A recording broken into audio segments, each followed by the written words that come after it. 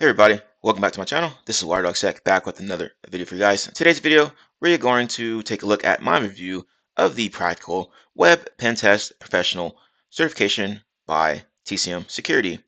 As you can see here, I successfully passed the PWPP exam and earned the certification from the exam. Now let's go ahead and take a look at what this exam consists of.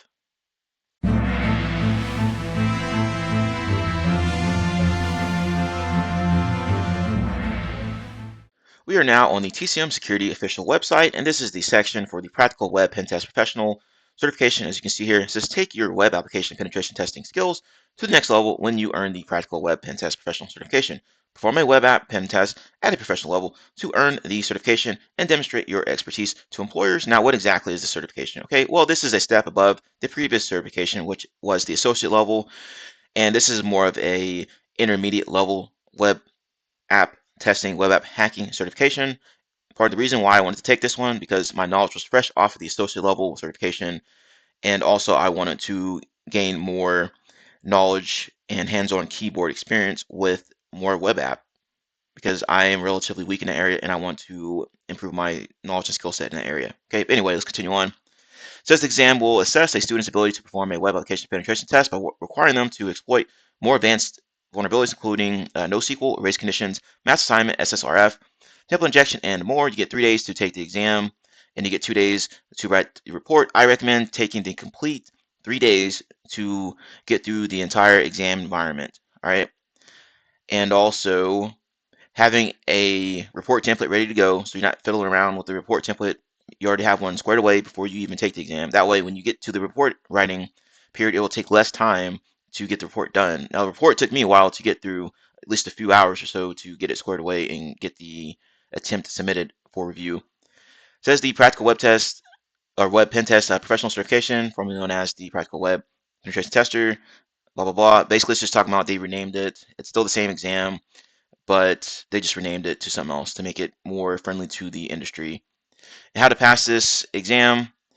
It simulates a real-world web application penetration testing experience. You have to pass this criteria here: exploit a web application using any preferred tools or techniques. Now this is any preferred tools or techniques here, okay? Provide a detailed, professionally written report. So it's similar to the associate level one. You got to go in, hack into this web app, and also detail your findings while you're hacking into the web application, and then submit those findings in a report, and then you'll get your results back. You get one free retake with this exam voucher. Also, you get 12 months of access to the training, so make sure you don't wait too long because you only get 12 months of access to the training materials, all right? I took mine shortly after I completed the training materials. Now, I did go through the API hacking course again. I did take it last year, I believe, but it's been a while since I did it, so I did it again to brush up on it. Then, of course, I did the practical web hacking course as well. This course is around 500 bucks, as you can see here. So make sure to save up some money if you want to take this exam or get your employer to pay for it. All right, let's go ahead and take a look down here. No flags captured, right? This is not a CTF environment. There's no multiple guest questions here. This is completely hands-on, typical with the TCM security certifications. If you ever taken one before, or I should say TCM security exams, if you've taken one before, there's no flags or any of these. There's no multiple guest questions at all, which I thoroughly enjoy. This was an actually good exam environment, and I'm going to get to that in more detail later on in this video. But as you can see here, this is the gist of the information here. Who should take this is exam, some other stuff here, testaments from students, et cetera, how to prepare for it. Basically, you're going to need to go through these courses here, or they highly recommend you go through these courses. Maybe you don't. Maybe you're just very smart and you don't need to do this. But I recommend going through both of these courses, taking notes while you're going through these courses, and actually understanding what's going on here. All right, like I said, I did this one about a year ago, and I just brushed up on it before I took the exam. And this one was brand new to me, but it was great. Both these courses are great. All right, the top by Alex, he's a great instructor. And that is about it. This just goes over what the certification includes. You get, like I said, you get one free retake, so make sure to use your time wisely, use your retakes wisely as well. You get discounts over here, okay? And that is about it. If you want to get more details on these particular courses here, you just click in here and take a look at the course criteria. So it has a breakdown of the course overview items that it's going to cover. So there's a plethora of web application hacking security areas that you cover here. You got XSS, attacking JSON, web tokens, mass assignment, open redirects, etc., etc. And that's about it. There is the curriculum right here. Like I said, Alex teaches these courses. He's an excellent instructor. So if we go back here and we take a look at this API one, this is more focused on API. That's a whole different type of area when it comes to web application hacking and security, at least from my understanding. Okay, that's probably why they have two different courses to separate out the two. And once again, similar things, goes over the course overview here. I'll have all the links in the description box if you want to take a better look at it and go forward with that. Once again, Alex teaches this course as well. And that is about it. So let's go ahead and hop over to my slide deck and get into my experience. Hey everybody, welcome back to my channel. Be sure to hit the like button, comment, and subscribe. Once you subscribe, be sure to hit that notification bell. All right, so you know every time I post a new video. As you can see here, most people that view my videos, view my channel, are not subscribed. Now, if you do subscribe, it will help me get into the YouTube algorithm so that we can continue to grow our glorious community here. As always, thank you all for taking the time to watch. Have a nice day and enjoy the video. All right, now we're back over here. Take a look at my slide deck here. Find your why.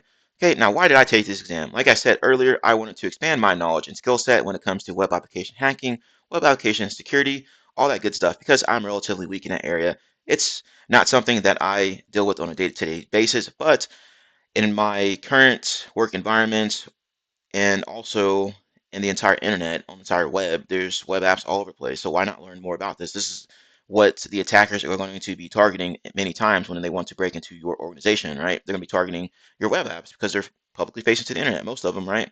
And there's going to be security vulnerabilities dealing with those. So why not learn about those particular vulnerabilities, how the attackers think about hacking into those environments, et cetera, all that good stuff. So let's flip over to the next one. Lessons learned, okay?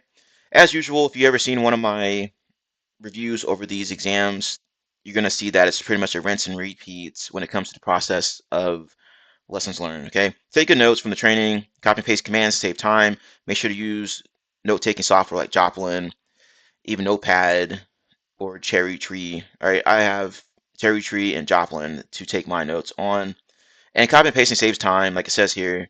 Why are you going to sit there and continue to retype things? We can just copy and paste and then just make adjustments as needed. It saves you a lot of time. And time's what you need on this exam if you want to get through it successfully. So take good notes during the exam as well. As you're going through and hacking your way into these web applications, make sure to document the process because you're going to have to take note of that information when you come to report writing. Okay. Prepare a report template before taking the exam. As I stated earlier, this saves time, so you don't have to sit there and fiddle around with the report. You already have the report template already squared away. All you need to do is basically copy over your notes into the report template and then just make adjustments as needed to make it more user-friendly towards the report reviewer person. Okay. Let's see your check tools and VM to ensure they are working properly before the exam. That's right. Another thing is that you don't want to go through this exam, then discover like, oh, okay, my tools are not working properly or as intended. So why not make sure your tools are updated or working properly before you take the exam? And then make sure to take a snapshot as well in case something goes wrong during the exam process and something gets jacked up with your VM. You already have a snapshot ready to go that you can just revert to, and now you're not wasting time having to go back and set up a new VM and install tools again. Enumerate. Okay. If you get stuck, make sure to enumerate the web application, walk the web application. Maybe there's a feature or something that you missed or something that you need to take a further or deeper look into, etc., etc. Are you stuck? Once again, enumerate, check tool output, notes, reference, ethical hacker mindset, process. Now that is huge right here. You're going to go through and just spray stuff or run some type of fancy vulnerability scanner or use AI to solve all your problems. Well, that's not going to work. You're probably going to fail the exam. So be sure to pay attention to what Alex is saying in these courses and get that ethical hacker mindset ready to go. All right. And don't treat it like a CTF. Once again, because you might fail the exam. It's going to end badly for you in probably all cases because this is not a CTF environment as stated on their website. This is a real world like assessment. So treat it like such. Don't go in thinking you're going to, like I said, use some kind of fancy vulnerability scanner and find some, oh, there's a CVSS score 10 rated vulnerability here. I can just exploit to an RCE and do this and that, or I'm going to find some type of steganography password and type of picture or whatever that you got from the web application website or whatever. That's not going to work here, okay? So treat it like a real world exam. Take off your CTF hat and put on your real world hacker hat or whatever you want to call it, okay? If you fail, submit the report. You'll receive a hint or a tip, and you get two. It took me 2 to 3 days to get the exam results back. Now I said I did fail it the first time, and I already knew where I had failed at because after I had submitted it, I was like, okay, I was thinking back and looking at my notes, like, oh, okay, I bet I know I missed that particular area here. And then lo and behold, I got the results back and they said, okay, yeah, you need to take a look here. And I was like, okay. As soon as I did that, everything else started to click as I further progressed through the exam environment. Be sure to take breaks as well. Okay, don't stress or overthink things and don't give up on yourself. Now, when you go and take breaks, that can help you clear out your head, and then you can come back and you could have some new ideas to come up with, or new attack vectors to pursue in the exam environment. Um, let's see here. I do have cybersecurity experience. If you've been paying attention to my channel, mainly on the blue team side of things, but I do have other certifications when it deals with the offensive security type of things. Also, I have other certifications with TCM security, CompTIA, CISP, you name it. Use AI to assist you. Like I said, it said you can use any tool you want. So why not use AI to help you develop some type of attack vectors, or maybe even when writing the report, you can say, hey, what's the possible CVSS score for this vulnerability that I found? Or can you give me more detail on like OWASP top 10 area, whatever? Can you give me recommendations on what I found here? Right, so AI is just another tool in your tool belt to help you accomplish your objective. Don't use AI as in something that's going to just solve all your problems. As it says here, do not rely on it 100%. Your brain is your best tool. As with any of these tools, they're always constantly changing. Every vendor out there thinks their tool is the best thing that came out since sliced bread, but your brain is going to be the best tool you have. So be sure you're sharpening that axe every day. All right, I constantly reiterate self-improvement, and your brain's going to be your best tool. I can't say that enough on here. You can also use AI. Like for me, another use case for me would be like, okay, well, I suck at Python scripting or something like that. Well, okay, well, I can ask AI to help me develop some type of Python script that can get me through what I need to get to, and then just make adjustments as needed. But you do need to have some type of programming experience, at least know the basics of programming, script writing, whatever you want to call it. That way you can make the proper adjustments whenever AI helps you develop that particular script in question. All right, so let's go to the next slide. Next steps, miscellaneous. Like I said, I failed my first attempt, but that's why you type up the report and then you submit it, and then you'll get the hint back of where you need to look next, or maybe something that you overlooked, or some other ideas that can get you brainstorming for your next exam attempt. Now, this is very important here. Do not ask or email me about the intricate details of the exam, because I'm going to block your email and then ban you from my channel. Okay, this is not something that you can cheat on, and they will know if you cheated on this exam. Trust me.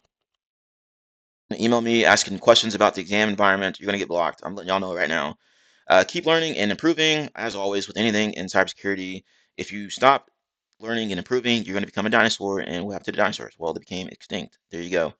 And I'm going to continue to expand my knowledge and skill set in web application security and hacking, because, like I said, that's an area of interest, and that can help me as a blue teamer as well. If I can learn more about how these attackers are breaking into these systems via web applications, then I can better understand their thought process, and then possibly develop methods to detect this malicious activity or either prevent it. And then I can also talk at an at a better level with the programmers, right? If you want somebody to fix something, well, it'd be best to know the terminology and then give them examples of what could happen, right? Practice in labs as usual, sharpening your axe. More certs, maybe I'll take a break. I already had accomplished another certification as well as soon as I finished this one. And I may get another one. I'm not sure yet. We'll see. Like I said, I'm focusing more on skills, and more skills as opposed to just gathering a list of certifications. All right, I don't want A, B, C, D, all the way through Z certifications. I want to get certifications that actually matter and that can help me in my career path. I don't recommend anyone go out there and just collect these certifications like they're Pokemon cards. Get these certifications that will help you progress in your ultimate career goal. Okay, get stuff that aligns with your career goal. Certifications are expensive. I don't know about y'all, but I don't have $500 to just shell out for every new fancy certification that comes out, and they say it's the top new thing that's going to come out these days. And that is just my thought process. Do whatever you want, it's your money, but that's how I focus on certifications and trainings. There's tons of stuff out there as well on the internet. on YouTube. There are a lot of free resources out there. Okay. And as always, thank you all for your support for the channel. Without your support, this channel would not be here today. And as much as I do this channel for myself, I do it for you guys as well. I like seeing y'all's comments in the description or in the comment section of the videos and stuff. So be sure to leave a comment if you enjoyed this video. Hit that like button as well. Subscribe to the channel with the notification bell so you know every time I post a new video. As always, thank you all for taking the time to watch. Have a nice day, and I will see you later.